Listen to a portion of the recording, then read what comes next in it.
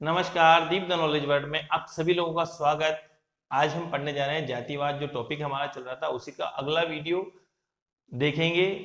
बात करेंगे जातिवाद के नकारात्मक पक्ष की। इससे पहले मैं आपको बता दूं कि आप कक्षा 12 पॉलिटिकल साइंस के सभी वीडियो इस चैनल पर देख सकते हैं। जो भी पुराने वीडियो है उसके वो आपको प्लेलिस्ट में मिल जाएगा और प्लेलिस्ट का लिंक आपको डिस्क्रिप्शन में मिल जाएगा, साथ ही आई बटन में मिल जाएगा। आप इंग्लिश के वीडियो के लिए भी आप इस चैनल से जुड़ सकते हैं।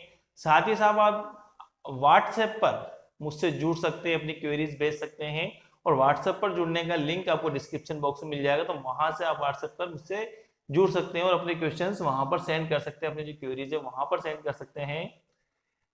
बहुत सारे बच्चों के कमेंट आते हैं कि सर कोर्स कहीं पीछे रह जाएगा, ये तो ऐसे कोई दिक्कत वाली बात नहीं। अपना कोर्स काफी अच्छी पेज से चल रहा है और एक वीडियो को बना करके अपलोड करने में लगभग मुझे 2 से 3 घंटे लगते हैं। तो कई बार क्या हो जाता है कि उतना समय दे नहीं पाते तो वो वीडियो अपलोड हो नहीं पाता। लेकिन आपको कोर्स की चिंता करने की आवश्यकता नहीं है, आपको नोट्स की चिंता करने की आवश्यकता नहीं है और आपको इंपॉर्टेंट क्वेश्चंस की चिंता करने की आवश्यकता नहीं है। इवन यहाँ तक कि एग्जाम के बाद आपको प्री बीएड और एसटीसी के संबंध में भी चिंता करने की आवश्यकता नहीं, वो सब आपको यहाँ पर मिलेगा। तो आप जुड़े रहिएगा और व्हाट्सएप पर जरूर जुड़े रहिएगा। शुरू करते हैं आज का ये वीडियो। बात करते हैं जातिवाद। जातिवाद का नकारात्मक पक्ष या नकारात्मक प्रभाव, इसका नुकसान क्या है देश को, समाज को, है ना।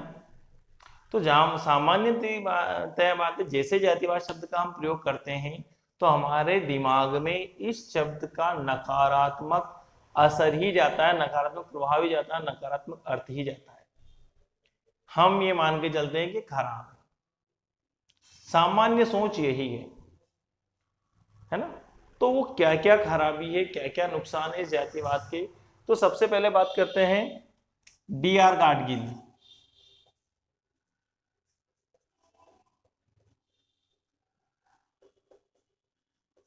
डी.आर. गाडगिल ने कहा है कि जातिवाद आज के समय में प्रजातंत्र के विकास में सहायक नहीं है ना। प्रजातंत्र के विकास में सहायक नहीं। दूसरा है डॉक्टर आशीर्वादम। डॉक्टर आशीर्वादम का कहना है कि प्राचीन समय में चाहे जातिवाद का स्वरूप कुछ भी रहा हो, भूतकाल में जातिवाद का स्वरूप चाहे कुछ भी रहा हो, आज के समय यह प्रगति में बाधक है। देखिए ये कुछ इजी चैप्टर्स हैं, आप इन चीजों के आंसर वैसे अपने दिमाग से लिख सकते हैं। स्वाभाविक सी बात है। क्या नुकसान हो सकता है, हर किसी को पता है जातिवाद से क्या होता है। समाज में वैमनस्य फैलता है, बंधुता एकता खत्म होती है, संघर्ष होता है, लड़ाई झगड़े होते हैं। जातिवाद की वजह से अयोग्य व्यक्ति चुनाव जीत जाते हैं, लोगों की देशभक्ति कम हो जाती है। तो ये जो कॉन्सेप्ट है सभी को नॉर्मली अपने दिमाग में होने चाहिए। ऐसा नहीं कि पॉइंट जो हम बताएं वही आपको रटना जरूरी है, आप अपने मन से भी इन क्वेश्चन का आंसर लिख सकते हैं। तो बात करते हैं इसके पॉइंट्स की कि क्या क्या नकारात्मक पक्ष इस जातिवाद के हैं। तो सबसे पहले बात करते हैं बंधुत्व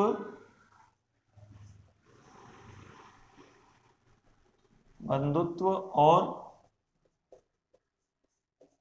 एकता को नुकसान। देखिए सभी भारतीय आपस में मिलजुल करके रहे, भाईचारे से रहे, एकतापूर्ण तरीके से रहे। वो कब होगा, जब सब अपने आप को भारतीय समझेंगे, जब अपने आप को एक इंसान समझेंगे। लेकिन जाति इस बीच में एक खाई पैदा कर देती है।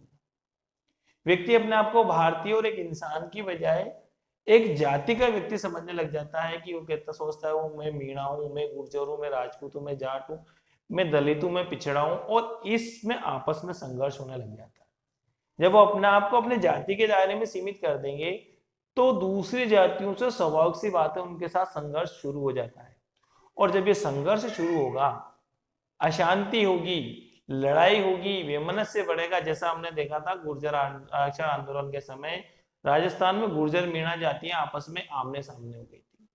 तो ऐसा होने से समाज में, राष्ट्र में बंधुत्व और एकता को नुकसान पहुंचेगा, इनकी हानि होगी। अब दूसरा नकारात्मक पक्ष क्या है?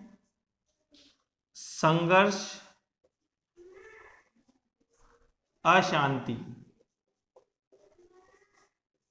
देखिए जातिवाद से क्या होता है, जाति आधार पर जब लोग अपनी मांगे रखते हैं, जाति आधार पर संघर्ष करते हैं, जाति आधार पर तोड़फोड़ होती है अपनी मांगों को मनवाने के लिए, हिंसा होती है, तो इससे क्या होता है, समाज में संघर्ष का वातावरण होता है, वैमनस्य का वातावरण होता है, और ये देश के लिए बहुत घातक है, बहुत नुकसानदायी है।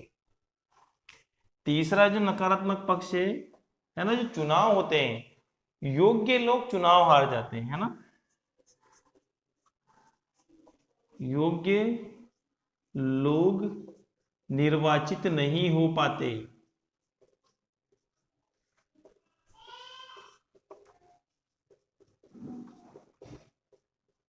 देखिए योग्य व्यक्ति जो होगा वो जाति धर्म का सहारा नहीं लेगा, वो अपने एजेंडे पर आएगा, ये कहेगा कि मैं अगर जीतता हूं तो आपके लिए ये काम करूंगा, ये मेरी पॉलिसी से, ये मेरा बैकग्राउंड है, ये मेरा क्रिमिनल रिकॉर्ड है, मैं साफ सुथरा व्यक्ति हूँ, योग्य हूँ, ईमानदार हूं और मैं ये काम करूंगा।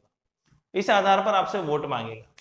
लेकिन जब वोटर के दिमाग में सिर्फ जाति आ जाएगी कि मैं जाति के आधार पर ही वोट करूंगा, तो ऐसे में क्या होता है कि कुछ अयोग्य लोग जातिगत भावनाएं भड़काते हैं, जाति के आधार पर हिंसा और संघर्ष कराते हैं, और ऐसी स्थिति में जब जातिगत आधार पर मतदान होता है तो योग्य उम्मीदवार चुनाव हार जाते हैं और अयोग्य उम्मीदवार चुनाव जीत जाते हैं। चुनाव जीतने के बाद क्या होता है कि ये उम्मीदवार अपने आप को सिर्फ अपनी जाति तक सीमित रखते हैं कि इस अपनी इन जाति या इन जातियों की वजह से मैं जीता हूं, तो मुझे इन्हीं का काम करना है। इसकी वजह से समाज और राष्ट्र का बड़ा नुकसान होता है। अगला जो नकारात्मक पक्ष है वो है देशभक्ति कम होना।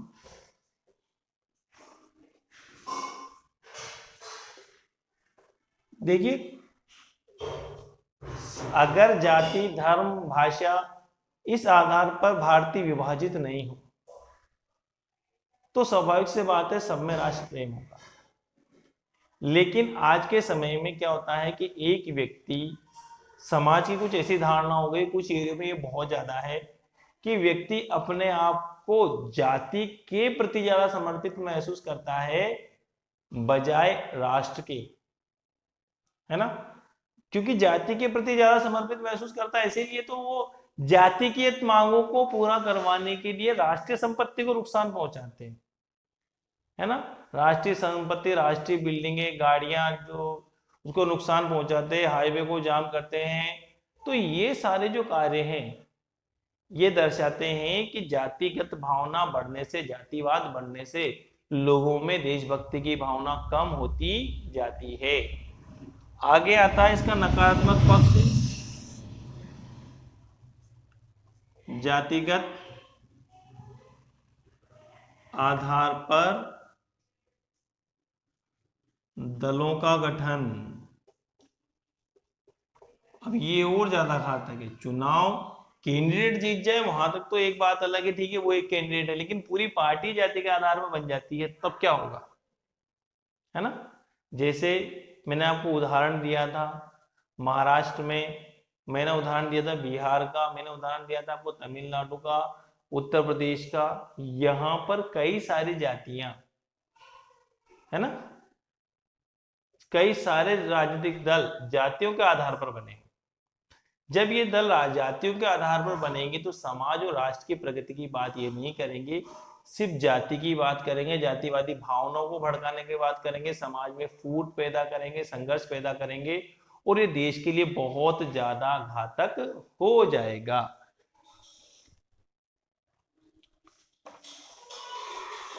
बात करते हैं जातिवाद का और क्या नुकसान होगा। तो जातिवाद बढ़ने से रूढ़िवादिता को बढ़ावा मिलेगा।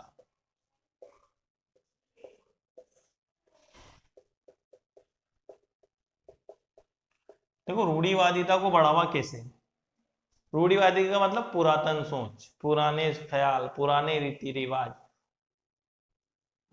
उनको बढ़ावा मिलेगा। क्योंकि जब जातिवाद बढ़ेगा तो जाति के लोग अपनी परंपरा, अपने रीति रिवाज, अपनी संस्कृति को एज इट इज बनाए रखना चाहेंगे, जो पिछले कई सालों से चली आ रही, पुरानी शताब्दियों से चली आ रही, वो चाहेंगे कि वो एज इट इज बनी रहे। इससे क्या होगा कि जो नवीन सोच है, नए जो लोकतंत्र के अनुसार, आधुनिकरण के अनुसार जो परिवर्तन लोगों में होना चाहिए, शिक्षा के अनुसार परिवर्तन होना चाहिए, वो नहीं हो पाता। इसी वजह से हम देखते हैं कई सारी जातियों में आज भी महिलाओं को वो दर्जा नहीं दिया जाता है, शिक्षा के क्षेत्र में उन्हें आगे बढ़ने के अवसर नहीं दिए जाते हैं, और बहुत सारे जो पिछड़े हुए लोग हैं जाति के, वो पिछड़े रह जाते हैं, क्योंकि वहां पर नई सोच को आगे बढ़ने नहीं दिया जाता है।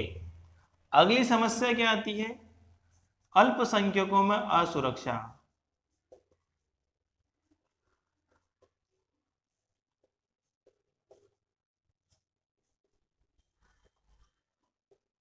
देखिए, अल्पसंख्यक जो जातियां होती है उनमें असुरक्षा का भाव बढ़ता है अगर जातिवाद हावी होता है। याद कीजिए, गुर्जर आरक्षण आंदोलन के समय गुर्जर मेणा जातियां तो आपस में बड़ी जातियां जो संघर्षरत थी, लेकिन उस एरिया की जो छोटी जातियां थी वो काफी असुरक्षित महसूस कर रही थी, उनके पास सुरक्षा का कोई उपाय नहीं था। अभी पिछले ही साल ही हरियाणा में जो जाट आंदोलन हुआ था, उस जाट आंदोलन में इतने ज्यादा विध्वंस रूप ले लिया, इतना ज्यादा हिंसक रूप ले लिया कि जो बाकी छोटी जातियां थी वो उसमें अपने आप को असहाय महसूस कर रही थी। तो जातिवाद जब बढ़ेगा तो जो छोटी जातियां हैं, जो अल्पसंख्यक के जो संख्या में कम है, वो अपने आप को असुरक्षित महसूस करेगी। अगली समस्या इससे क्या है? सरकार पर जातीय संगठनों का दबाव होगा।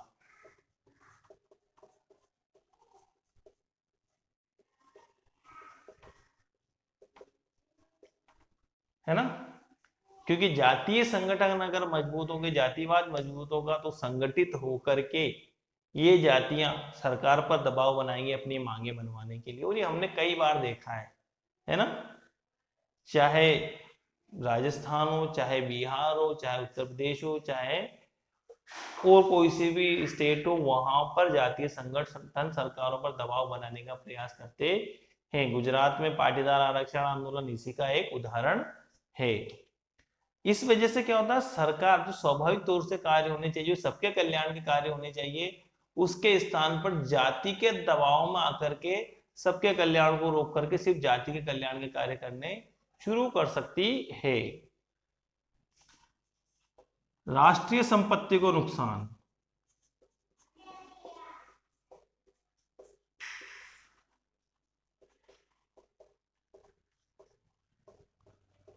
देखिए, जब जातीय प्रदर्शन, जातीय मांगे, जातीय आंदोलन उग्र रूप ले लेते हैं, हिंसात्मक रूप ले लेते हैं, तो ऐसी स्थिति में हमने कई बार देखे हैं कि ऐसे जातीय आंदोलन राष्ट्रीय सुरक्षा के लिए, राष्ट्रीय संपत्ति के लिए बड़े खतरे के रूप में सामने आते हैं। हमने रेलवे ट्रैकों को उखड़ते हुए देखा है, सरकारी बिल्डिंगों में आग लगते हुए देखी, तोड़फोड़ करते हुए देखा है, सार्वजनिक संपत्ति को नुकसान करते हुए देखा है। जो जातीय हिंसा होती है उसमें सार्वजनिक परिवहन की बसों को आग लगते हुए देखा है। तो ये जो जातिवाद जब हिंसक रूप ले लेता है तो इससे राष्ट्रीय संपत्ति को बड़ा नुकसान होता है। लोकतंत्रीय भावना के विरुद्ध। देखिए, लोकतंत्र क्या कहता है? लोकतंत्र कहता है सभी लोग समान है, सभी को समान अधिकार हो, सभी की स्वतंत्रता हो, सभी की पर्याप्त गरिमा हो और सभी के अधिकारों की सुरक्षा हो।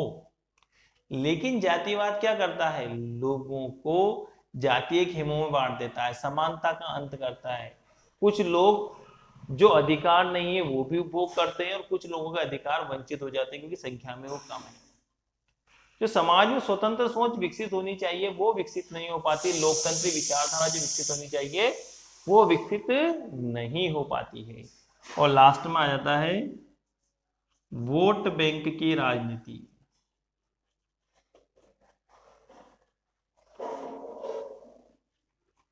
जब जातिवाद बढ़ जाता है तो पॉलिटिकल पार्टीज क्या करती है, मुख्य मुद्दों को छोड़ करके जातीय मुद्दों को आगे ले आती है, जातियों को जातियों से भिड़ाती है और एक जाति का समर्थन कर दिया जाता है। इससे क्या होता है कि एक मुश्त वोट उन्हें नजर आता है पॉलिटिकल पार्टीज को कि ये जो जातियां हैं अगर सभी हमें वोट दे दें तो इतना बड़ा वोट बैंक हमें मिल जाएगा, इतने सारे वोटर्स एक साथ में मिल जाएंगे।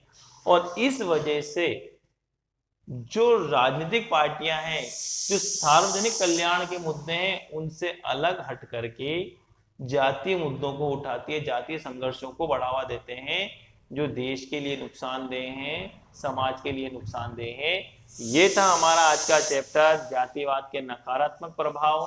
अब आपके लिए इसमें एक टेक्स्ट क्वेश्चन है, कुछ बच्चे मांग रहे थे टेक्स्ट क्वेश्चन भी दिया कीजिए सर, तो आप एक ही बड़ा क्वेश्चन है, सिर्फ 4 नंबर का क्वेश्चन है, जातिवाद के कोई 4 नकारात्मक प्रभावों का वर्णन कीजिए।